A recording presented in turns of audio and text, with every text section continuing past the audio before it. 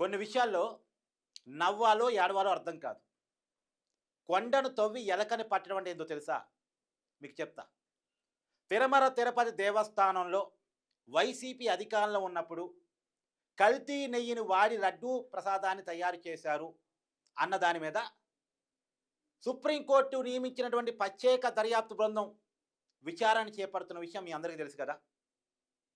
ఈ ప్రత్యేక దర్యాప్తు బృందంలో సిబిఐ అధికారులు ఉన్నారు, లోకల్ సిట్ అధికారులు ఉన్నారు. సిబిఐతో కూడిన సిట్ అధికారుల బృందం ఈ కేసును విచారిస్తూ ఉంది సుప్రీంకోర్టు ఆదేశాల మేరకు. ఆ ప్రత్యేక విచారణ బృందం విచారణ కంప్లీట్ చేసి దాదాపుగా ఫైనల్ ఛార్జ్ షీట్ని నిన్న నెల్లూరు కోర్టులో సబ్మిట్ చేశారు. దానికి సంబంధించిన వార్తను మీరు కూడా చూడొచ్చు. కాకపోతే ఇక్కడే మీకు చాలా కీలకమైన విషయాన్ని చెప్తాను నేను. అది నెయ్యే కాదు, పామాయిలు కెమికల్ కలిపినటువంటి ద్రవం. ఇది ప్రత్యేక దర్యాప్తు బృందం కనిపెట్టిన విషయం. అది నెయ్యి కాదు. నెయ్యి కాని పదార్థాన్ని నెయ్యిగా నమ్మించి లడ్డూ ప్రసాదంలో వాడారు.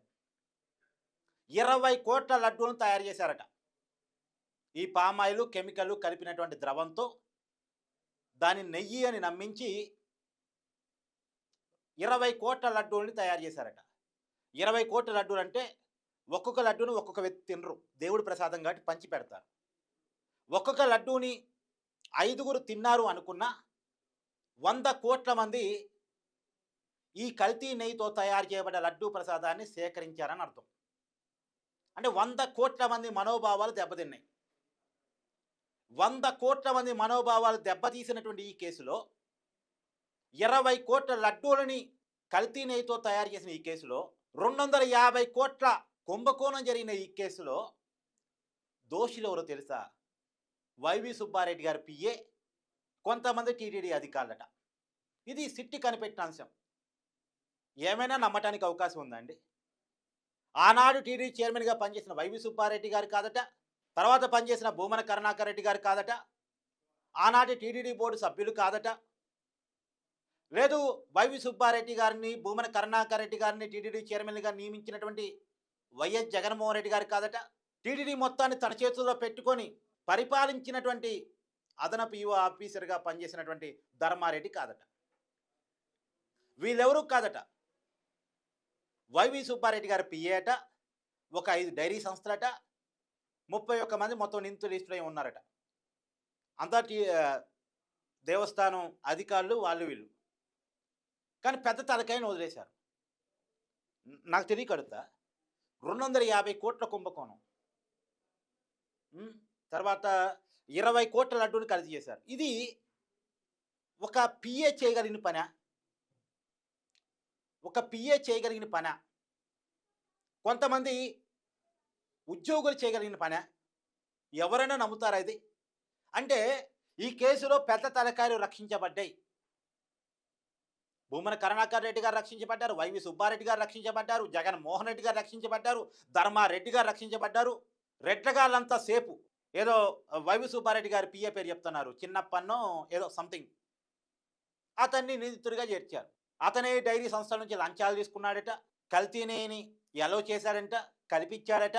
ఇదంతా ఆనాటి బోర్డుకి తెలియదట, మరి చైర్మన్కి తెలియదట. మరి ఇదేమన్నా సాధ్యమై పనా? అందుకని అనేది కొండను తవ్వి ఎలకన పట్టడం అంటే కనిపెట్టారు. ఇప్పుడు నెయ్యే కాదు అన్న విషయాన్ని కనిపెట్టారు. పాలు లేవు, పాల నుంచి వచ్చిన వెన్న లేదు, వెన్న నుంచి వచ్చిన నెయ్యి లేదు. కానీ నెయ్యి అని ఒక కెమికల్ పదార్థాన్ని నమ్మించి లడ్డూలు తయారు చేశారు అన్నదాన్ని కనిపెట్టగలిగారు.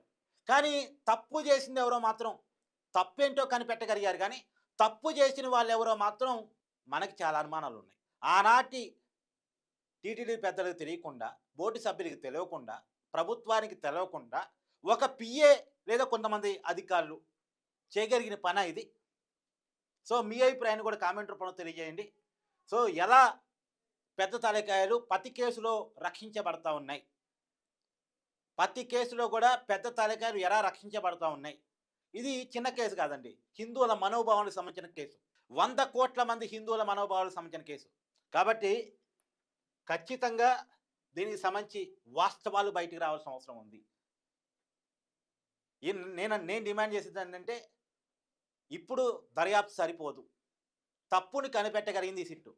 తప్పు చేసిన వాళ్ళని కనిపెట్టలేకపోయింది అన్నది నాకైతే అనిపిస్తోంది. మీకు కూడా అనిపిస్తే కామెంట్ రూపంలో తెలియజేయండి. సో, తప్పు చేసిన వాళ్ళెవరో తెలుసుకోవడానికి మరొక దర్యాప్తు అవసరమేమో అనేది నాకనిపిస్తున్నటువంటి విషయం. మీ అభిప్రాయాన్ని కూడా కామెంట్ రూపంలో తెలియజేయండి. ఈ వీడియో లైక్ చేయండి, షేర్ చేయండి. Thank you.